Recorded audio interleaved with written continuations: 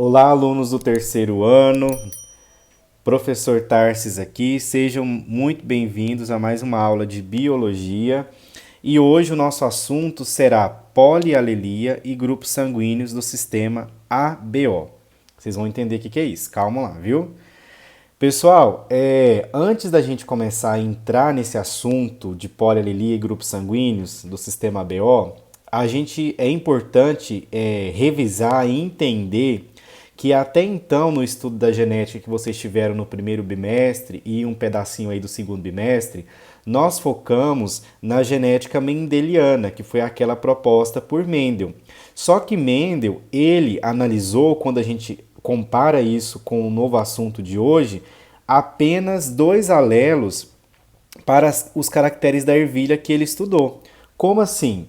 Vamos pegar o exemplo lá da primeira lei de Mendel. Vamos supor que a gente pega aqui dois alelos, um azão e outro azinho, né? Então aqui a gente tem, por exemplo, a característica cor da ervilha, aqui um genótipo heterozigoto, como a gente já viu. Quando isso vai se separar lá nos gametas, esse alelo azão vai para um gameta e o azinho para outro, né? Eles não ficam juntos, eles se separam. Então nós vimos isso na primeira lei de Mendel. Já na segunda lei de Mendel, nós estudamos a herança de mais de um gene, certo? Como, por exemplo, se a gente for analisar não somente a cor da ervilha, mas a textura. Então eu estou analisando cor e textura. Então eu vou analisar, por exemplo, né, um genótipo como esse, ó, azão, azinho, bezão, bezinho, eu já estou entrando aí na segunda lei de Mendel. E eles vão se segregar independentemente, certo? Então isso caracterizou a segunda lei de Mendel. Entretanto, a gente sabe que a maioria dos genes, elas existem em mais de duas formas alélicas. E nós damos a essa situação o nome de alelos múltiplos ou polialelia. Lembra que poli vem de muitos, né? E alelia de alelos. Então, nem sempre na genética vai ser azão, azinho, bezão, bezinho. Você pode ter vários tipos de alelos para o mesmo gene. E isso, na verdade, ocorre com a maioria deles. Então, o que Mendel descobriu vai ser verdade para alguns casos, não para todos os genes, certo? E aí tem um conceito que nós chamamos de pleiotropia, que esse conceito nada mais é do que eu tenho que a maioria dos genes, essa maioria vai ter efeitos fenotípicos múltiplos. Como assim, professor? Imagina comigo o seguinte, lá com Mendel vocês viram que você tinha um gene determinando uma característica fenotípica. Aqui eu vou ter, na maioria dos genes, um único gene ele pode ter efeito em mais de um tipo de fenótipo, tá? A essa propriedade genética nós chamamos de pleiotropia, tá? Bom, pessoal, os grupos sanguíneos humanos que nós vamos ter aqui, nós vamos estudar, ele vai entrar nessa categoria de polialelia, especificamente o sistema conhecido como ABO, certo? Que é o tipo sanguíneo ABO. Nos humanos, existem cerca de 20 sistemas de classificação desses grupos sanguíneos, entretanto, nós temos três que são mais conhecidos, os três principais, que é o sistema ABO que nós veremos hoje, o RH e o MN, tá? Na próxima aula nós veremos um pouquinho do RH e do MN de forma bem rápida, mas hoje nós vamos focar nesse principal aqui, como vocês estão vendo aí, beleza? Pessoal, primeira coisa, o que é esse negócio de sangue tipo A, sangue tipo B, O negativo, O positivo? Vamos entender isso melhor aí um pouquinho. Nessa imagem eu tenho a representação das hemácias, que são as células vermelhas que estão presentes no sangue de vocês. Lembrem que essa célula aqui, ó, é a hemácia. Essa célula aí, ela é a célula mais abundante no sangue de vocês. Por isso que o sangue tem a coloração avermelhada, pela grande quantidade de hemácias. Na superfície, na membrana plasmática dessas hemácias, eu vou ter receptores de membrana. Vários deles. E aí, entre esses receptores, nós vamos ter, no sangue tipo A, o antígeno A, que aqui está representado por essas bolinhas azuis aí, ó. certo? Então, o antígeno A, ele é um carboidrato que está na superfície das hemácias. As pessoas do sangue tipo A, que está aqui, ó, elas vão ter então esse receptor antígeno A na superfície da hemácia e automaticamente elas vão ter o anticorpo contra o tipo B. É por isso que o tipo A não pode receber o sangue do tipo B, como a gente vai ver. Por quê? Existe um anticorpo anti-B no tipo A. Aqui no tipo B, ó, vamos para cá. Ele vai ter um outro receptor, que também é um carboidrato, chamado de antígeno B, nessa superfície da hemácia. Se ele tem o antígeno B, então ele vai ter anticorpo contra o A. Então, anticorpo anti-A. Nessa situação aqui embaixo, ó, que eu estou escrevendo aí, AB, eu tenho a presença dos dois tipos de antígenos nas superfícies das hemácias desse indivíduo. Então, ele vai ter o antígeno A e o antígeno B. Nesse caso, ele não vai ter anticorpos contra esses antígenos, porque ele possui os dois. E no tipo O, ele não tem nenhum desses antígenos na superfície. Ele é sem antígenos, certo? Só que por ele não ter nenhum dos antígenos, ele vai ter anticorpos contra o B e anticorpos contra o A, certo? Nós vamos entender melhor isso daí na próxima imagem, ó. Então, dentro desse raciocínio terceiro ano, nós vamos aí agora dar nomes específicos na biologia para essas substâncias. A esses receptores que estão na membrana das superfícies do grupo A, grupo B e grupo AB, eu vou chamar esses receptores de membrana de aglutinogênios, tá? Então, os aglutinogênios... Como assim, professor? Explica esse negócio melhor. Vamos lá. Nas pessoas do sangue tipo A, do grupo A, elas vão ter o aglutinogênio A na superfície da membrana.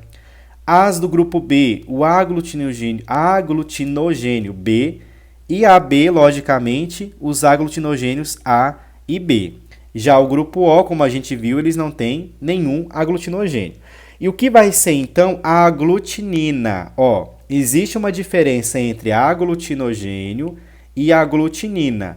Aglutinogênio é o antígeno que está presente na superfície das hemácias.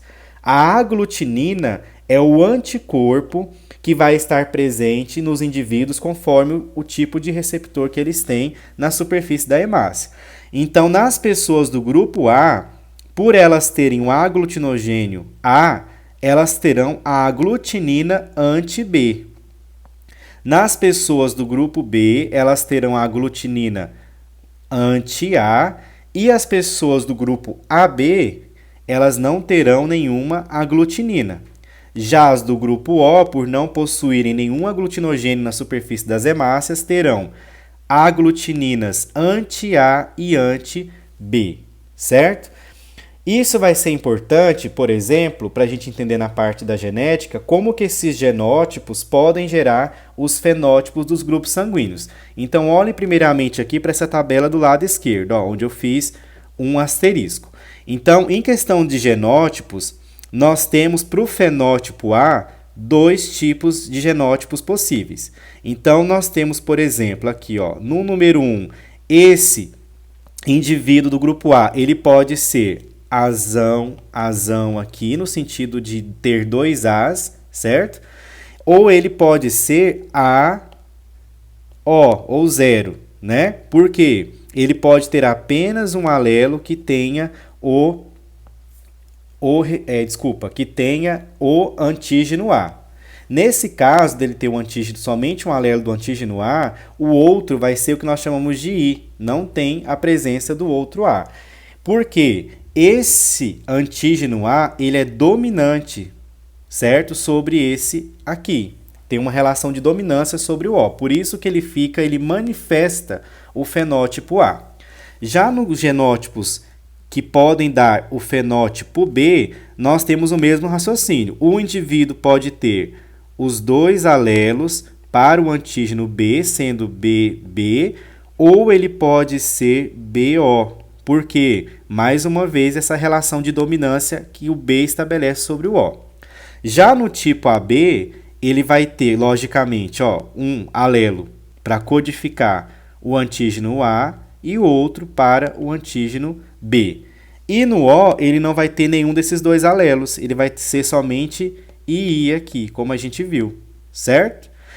Bom, dentro desse raciocínio, então, agora olhem para essa tabela aqui. Então, os genótipos possíveis, nós temos, ó, vamos olhar primeiro os fenótipos aqui possíveis. Nós temos 1, 2, 3, 4 fenótipos possíveis nesse sistema ABO, tá?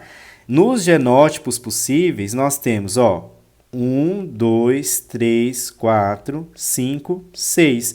Então, 6 genótipos podem gerar 4 fenótipos diferentes nesse sistema ABO, certo?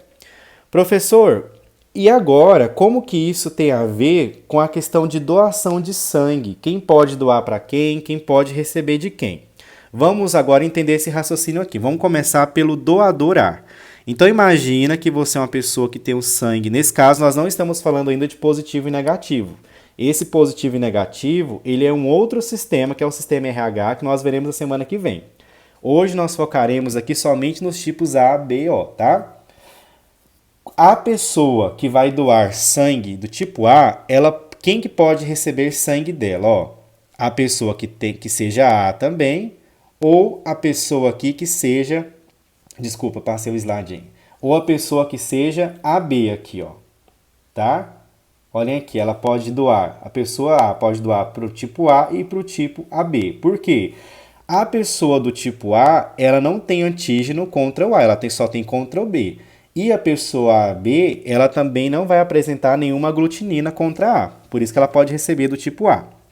O tipo B, ó, o tipo B, ele pode doar somente para o tipo B e para o tipo AB também, aqui, ó, para o tipo AB, certo? Já o tipo AB, ele só pode doar aqui, gente, para o tipo AB. Por quê, professor? Se o indivíduo AB doar para o recebedor A, vocês têm que lembrar que o tipo A tem anticorpos contra B. Então, quando ele receber esse sangue, vai ocorrer uma aglutinação do sangue, isso pode levar a pessoa à morte, tá? Então, o tipo A não pode receber o tipo B. Da mesma forma, o tipo B não pode receber o tipo A. Por isso que o tipo AB só doa para o tipo AB, certo? Já o doador, aí agora tem um detalhe muito importante, preste atenção. O tipo O, ele pode doar para todos os tipos sanguíneos, porque ele não possui antígeno na superfície das suas hemácias. Então, o tipo O é o que nós chamamos de doador universal. Porque qualquer pessoa pode receber sangue do tipo O, porque ele é o doador universal pela ausência de antígenos na superfície das suas hemácias. Entretanto, o tipo O só pode receber sangue do tipo O. Porque esse tipo O aqui, lembrem que eles têm anticorpos anti-A e anti-B. Então, o tipo O, ele não pode receber sangue do tipo A, B ou AB, certo? Por causa da presença desses antígenos aqui. Enquanto o tipo O é o doador universal, o tipo AB é um recebedor universal. Ele pode receber sangue do tipo A, do tipo B, do tipo AB e também do tipo O, certo? Então, só para a gente reforçar, o sangue tipo O é o doador universal e o tipo AB é o recebedor universal. Pode receber de qualquer um desses tipos aí, certo? Professor, como que é realizado esse teste para tipagem sanguínea? Então, basicamente, eles pegam uma lâmina de vidro, colocam aqui, tá vendo? No mínimo 2 gotas de sangue, uma aqui e outra aqui. E eles vão usar 2 tipos de soros que possuem anticorpos. Um que seja anti-A e outro que seja anti-B.